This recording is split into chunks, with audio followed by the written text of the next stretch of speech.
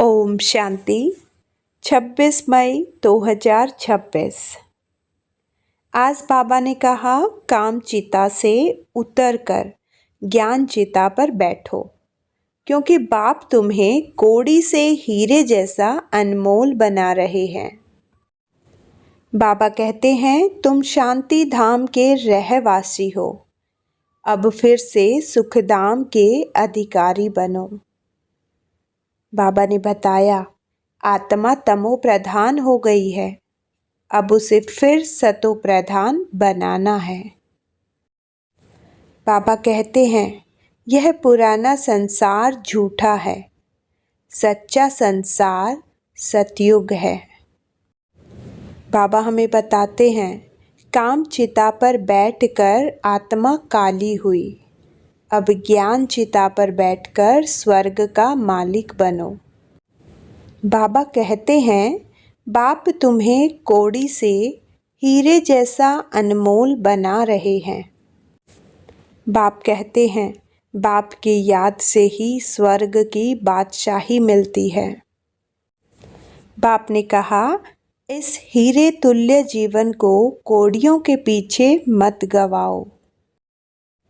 बाबा हमें बताते हैं, मौत सामने खड़ी है, इसलिए हर पल को रूहानी सेवा में सफल करो। बाबा कहते हैं, पढ़ाई और पढ़ाने वाले से सच्ची प्रीत रखो। बाबा ने बताया, भगवान स्वयं हमें पढ़ाने आए हैं, यही सबसे बड़ी खुशी है। बाबा कहते हैं, अपने असली दैव्य संस्कारों को याद करो, वही तुम्हारी सच्ची पहचान है। बाबा कहते हैं, ब्राह्मण जीवन का श्वास ही खुशी है, शरीर चला जाए लेकिन खुशी नहीं जानी चाहिए।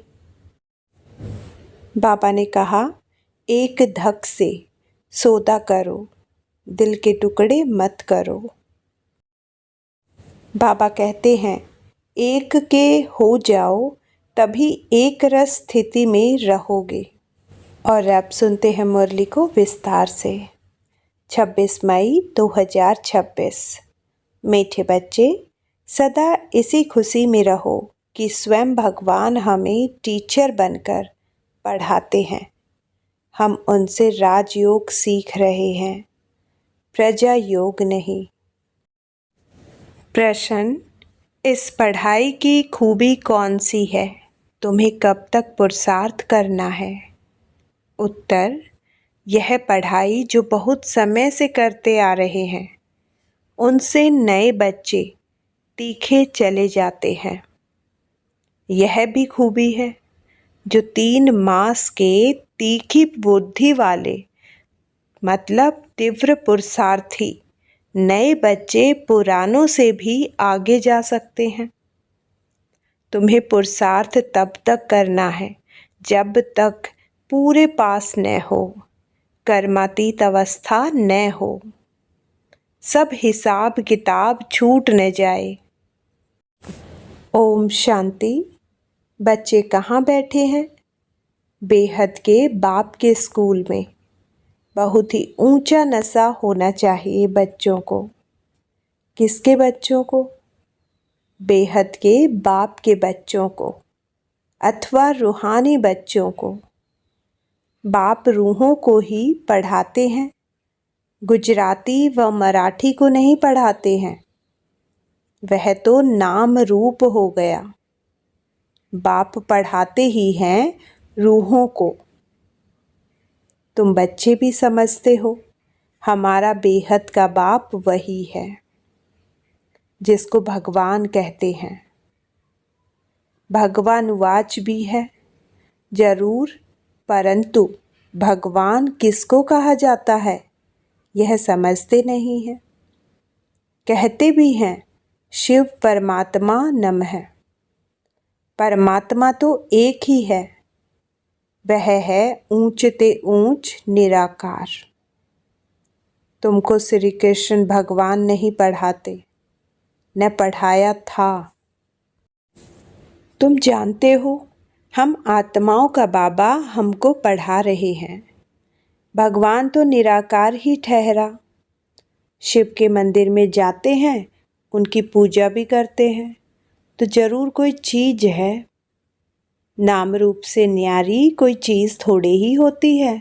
यह भी तुम अब समझते हो। सारी दुनिया में कोई भी नहीं जानते हैं। तुम भी अभी जानने लग पड़े हो। बहुत समय से जानते आए हो। ऐसे भी नहीं, बहुत समय से आने वालों से नए तीखे नहीं जा सकते हैं। यह भी खूबी है। 3 मास के नए बच्चे भी बहुत तीखे हो सकते हैं। कहते हैं बाबा, इस आत्मा की बुद्धि बहुत तीखी है। नए जब सुनते हैं तो बड़े गदगद होते हैं। है तो सब गोल्डी स्टूडेंट। निराकार बाप ज्ञान का सागर पढ़ा रहे हैं। भगवान उवाच भी गाया हुआ है, परंतु कब वह भूल गए हैं। अभी तुम बच्चे जानते हो। ऐसे भी कोई होते हैं जिनका बाप टीचर होता है, परंतु वह सिर्फ एक ही सब्जेक्ट पढ़ाएंगे। दूसरी सब्जेक्ट के लिए दूसरा टीचर पढ़ाएंगे। यहाँ तो बाप सब बच्चों का टीचर है। यह वंडरफुल बात है। ढेर बच्चे हैं जिनको निश्चय है शिव बाबा हमको पढ़ाते हैं। श्री कृष्ण को बाबा कह नहीं सकते। श्री कृष्ण को ऐसे टीचर गुरु भी नहीं समझते। यह तो प्रैक्टिकल पढ़ा रहे हैं। तुम भिन्न भिन्न प्रकार के स्टूडेंट्स बैठे हो। बाबा टीचर पढ़ाते हैं। जब तक तुम पास हो जाओ, कर्मातीत अवस्था को पालो, तब तक पुरुषार्थ करना है। कर्मों के हिसाब किताब से छुटना है।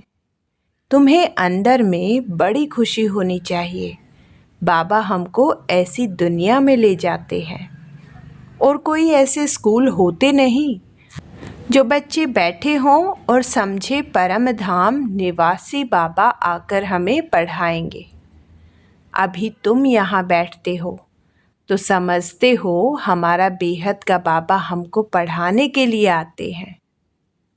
तो अंदर में बड़ी खुशी होनी चाहिए। बाबा हमको राजयोग सिखा रहे हैं। यह प्रजा योग नहीं है, यह है राजयोग। इस याद से ही बच्चों को खुशी का पारा चढ़ना चाहिए। कितना बड़ा इम्तिहान है और तुम बैठे कितने साधारण हो।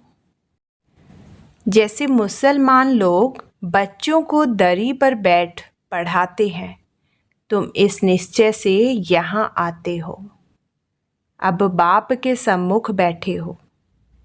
बाबा भी कहते हैं, मैं ज्ञान का सागर हूँ। मैं कल्प कल्प आकर राजयोग सिखाता हूँ। श्री कृष्ण के 84 जन्म कहो, व ब्रह्मा के 84 जन्म कहो, बात एक ही है। ब्रह्मा सो श्री कृष्ण है। यह बुद्धि में अच्छी रीति धारण करना है। बाप के साथ बड़ा लव रखना है। हम आत्माएं उस बाप के बच्चे हैं। परम पिता परमात्मा आकर हमको पढ़ाते हैं। श्री कृष्ण तो हो न सके, ऐसे थोड़े ही श्री कृष्ण ने पढ़ाया होगा। ताज आदि उतार कर आया होगा। अब पढ़ाने वाला तो बुजुर्ग चाहिए। बाप कहते हैं, मैंने बुजुर्ग तन लिया है। यह फिक्स है। शिव बाबा ब्रह्मा द्वारा ही पढ़ाते हैं। कहते भी हैं, बरोबर परम पिता परमात्मा ब्रह्मा द्वारा स्थापना करते हैं। अब ब्रह्मा कहाँ से आया, यह समझते नहीं हैं।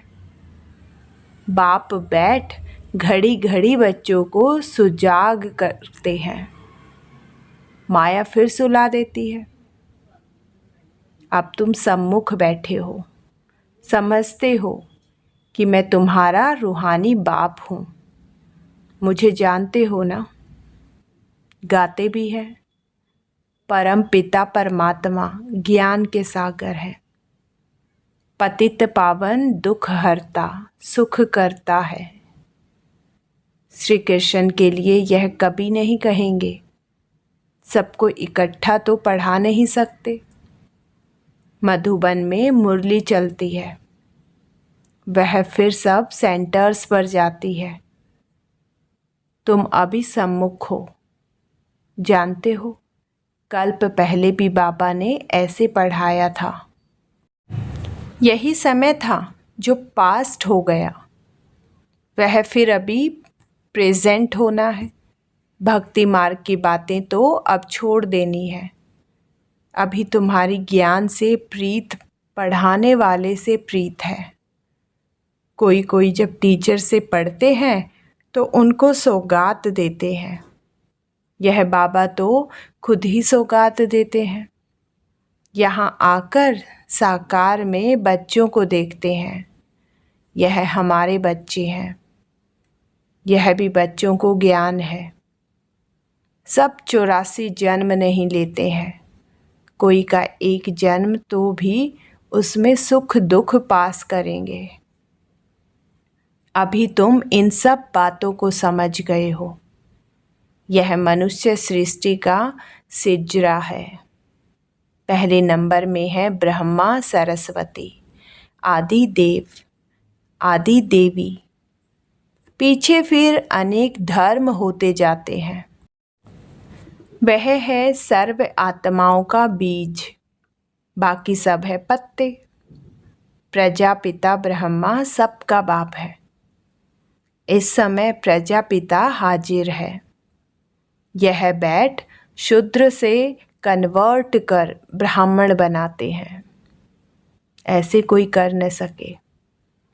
बाप ही तुमको शूद्र से ब्राह्मण बनाए फिर देवता बनाने लिए पढ़ा रहे हैं। यह है ही सहज राजयोग की पढ़ाई। राजा जनक ने भी सेकंड में जीवन मुक्ति को पाया, अर्थात स्वर्गवासी बन गया।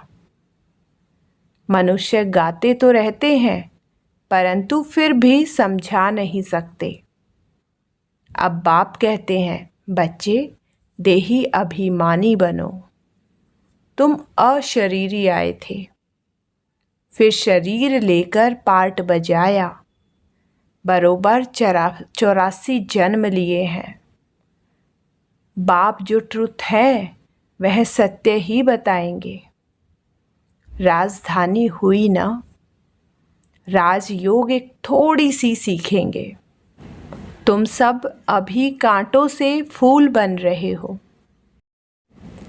कांटा और फूल किसको कहते हैं, यह भी अब तुम समझ रहे हो। यह है ही छीछी कांटों की दुनिया। हम 84 जन्मों का चक्र लगाए नरकवासी हुए। फिर से वर्ल्ड की हिस्ट्री ज्योग्राफी रिपीट करेंगे। हम फिर से जरूर स्वर्गवासी बनेंगे। कल्प कल्प हम बनते हैं। घड़ी घड़ी यह याद करना है और नॉलेज समझानी है। यह लक्ष्मी नारायण सूर्यवंशी थे। क्राइस्ट आया, उनके पहले बहुत थोड़े थे, राजधानी नहीं थी। अब बाप आकर सतयुगी राजधानी स्थापन करते हैं। स्थापना होती ही है संगम पर। अभी तुम्हारी बुद्धि में है कि यह है सच्चा सच्चा कुंभ का मेला। आत्माएं अनेक है, परमात्मा एक है। परमात्मा बाप बच्चों के पास आते हैं पावन बनाने। इसको ही संगम युग का कुंभ का मेला कहा जाता है। अभी तुमको ज्ञान का तीसरा नेत्र मिला है। बाप आकर स्वर्गवासी बनाते हैं। फिर नर्क पुरानी दुनिया का विनाश जरूर होना चाहिए। कल्प कल्प विनाश होता ही है, नई सो पुरानी। पुरानी सो नई होती है, यह तो जरूर होगा। नई को स्वर्ग, पुरानी को नर्क कहा जाता है। अभी तो कितनी मनुष्यों की वृद्धि होती जाती है, अनाज नहीं मिलता है तो समझते हैं हम बहुत अनाज पैदा करेंगे, परंतु बच्चे कितने पैदा होते रहते हैं, अनाज कहाँ से लाएंगे। अभी तुम बच्चों को यह खातिरी है कि ये पुरानी दुनिया खत्म होनी है। मनुष्य को यह ज्ञान अच्छा भी लगता है, परंतु बुद्धि में कुछ भी बैठता नहीं है। तुम्हारी बुद्धि में है नरक के बाद स्वर्ग आएगा। सतयुग के देवी देवता होकर गए हैं। यह लक्ष्मी नारायण भारत के मालिक थे। चित्र है, सतयुग में है आदि सनातन देवी देवता धर्म। अभी अपने को देवता धर्म के कहलाते नहीं हैं, उनके बदले हिंदू कह देते हैं। बच्चे अच्छी तरह जानते हैं कि हम यह देवी देवता बन रहे हैं। बाबा हमको पढ़ा रहे हैं इन ऑर्गन्स द्वारा। बाबा कहते हैं नहीं तो मैं तुमको पढ़ाऊं कैसे। आत्माओं को ही पढ़ाते हैं क्योंकि आत्मा में ही खाद पड़ती है। अभी तुमको सच्चा सोना बनना है। गोल्डन एज से सिल्वर एज में आए, अर्थात चांदी की खाद पड़ने से तुम चंद्रवंशी बन जाते हो। सतयुग में गोल्डन एज में थे, वही फिर नीचे उतरते हैं, फिर वृद्धि भी हो जाती है। अभी तुम्हारी बुद्धि में है हम गोल्डन, सिल्वर, कॉपर, आयरन में 84 का चक्र लगाकर आए हैं। अनेक बार यह पार्ट बजाया है। इस पार्ट से कोई भी छूट नहीं सकता है। वो कहते हैं हमको मोक्ष चाहिए, लेकिन वास्तव में तंग तो तुमको होना चाहिए। 84 का चक्र तो तुमने लगाया है। मनुष्य तो समझते हैं आना और जाना होता ही रहता है, इनसे क्यों न हम छूटे। परंतु यह तो हो न सके। गुरु लोग भी कह देते हैं तुम मोक्ष को पाएंगे। ब्रह्मा को याद करो तो ब्रह्मा में लीन हो जाएंगे। अनेक मतांतर भारत में ही है और कोई खंड में इतने नहीं हैं। ढेर की ढेर मत है, एक न मिले दूसरे से। रिद्धि सिद्धि भी बहुत सीखते हैं, कोई केसर निकालते, कोई क्या। इसमें मनुष्य बहुत खुश होते हैं। यह तो है स्पिरिचुअल नॉलेज। तुम जानते हो स्पिरिचुअल फादर है हम आत्माओं का बाप। रूहानी बाबा रूहों से बात करते हैं। सत्यनारायण की कथा आकर सुनाते हैं। वह अमर कथा सुनाते हैं जिसे अमर लोक का मालिक बनाते हैं, नर से नारायण बनाते हैं, फिर कोड़ी मिसल बन पड़ते हैं। अभी तुमको हीरे जैसा अनमोल जन्म मिला है, फिर कोड़ियों पिछाड़ी क्यों गवाते हो। यह दुनिया ही बाकी कितने वर्ष होगी, कितने लड़ाई झगड़े होते रहते हैं, सब खत्म हो जाएंगे। मौत सामने खड़ा है, फिर इतने लाख करोड़ कौन बैठ खाएंगे। क्यों नहीं इनको सफल करना चाहिए। यह रूहानी कॉलेज खोलने से मनुष्य एवर हेल्दी, वेल्दी, हैप्पी बन जाते हैं। सो भी यह कंबाइंड है, हॉस्पिटल और यूनिवर्सिटी। हेल्थ, वेल्थ, हैप्पीनेस तो है ही, बरोबर योग से आयु भी बड़ी मिलती है। कितने लोग हेल्दी बनते हो, फिर कारून का खजाना भी मिलता है। अल्लाह अव्वल दिन का नाटक दिखाते हैं ना। तुम जानते हो अल्लाह जो आदि सनातन देवी देवता धर्म स्थापन करते हैं उसमें बहुत सुख है। नाम ही है स्वर्ग। तुम शांति धाम के रहवासी थे, फिर तुम पहले पहले सुख धाम में आए, फिर 84 जन्म लेते नीचे गिरते आए हो। कल्प कल्प हम तुम बच्चों को ऐसे बैठ समझाते हैं, तुम अपने जन्मों को नहीं जानते हो। मैं तुमको बताता हूँ, तुमने 84 जन्म लिए हैं। यह चोला पतित है, आत्मा भी तमो प्रधान हो गई है। बाबा राइट कहते हैं। बाबा कभी रोंग कहेंगे नहीं, वह है ही ट्रुथ। सतयुग है ही वॉइसलेस वर्ल्ड, राइटियस दुनिया। फिर रावण अनराइटिस्ट बनाते हैं, यह है ही झूठ खंड।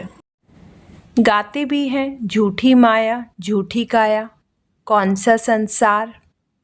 यह सारा पुराना संसार झूठा है। सतयुग में सच्चा संसार था।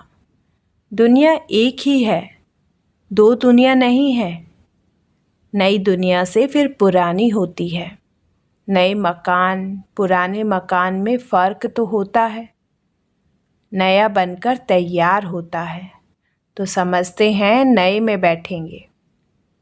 यहाँ भी बच्चों के लिए नया मकान बनाते हैं। बहुत बच्चे होते जाएंगे। तुम बच्चों को तो बहुत खुशी होनी चाहिए। बाप कहते हैं, मुझ ज्ञान सागर के बच्चे सब काम चिता पर बैठ बेचारे एकदम जल गए हैं। अब फिर उनको ज्ञान चिता पर बिठाते हैं। ज्ञान चिता पर बिठाए स्वर्ग का मालिक बनाते हैं। काम चिता पर बैठने से बिल्कुल ही काले बन गए हैं। श्री कृष्ण को श्याम सुंदर नाम दिया है, परंतु अर्थ कोई समझ नहीं सकते। अब तुम क्या से क्या बनते हो। बाप कोड़ी से हीरे मिसल बनाते हैं, तो फिर इतना टेंशन देना चाहिए।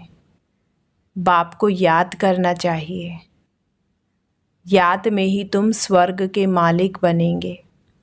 अच्छा, मीठे मीठे सिकिलते बच्चों प्रति माता पिता बाप दादा का याद प्यार और गुड मॉर्निंग। रूहानी बाप की रूहानी बच्चों को नमस्ते।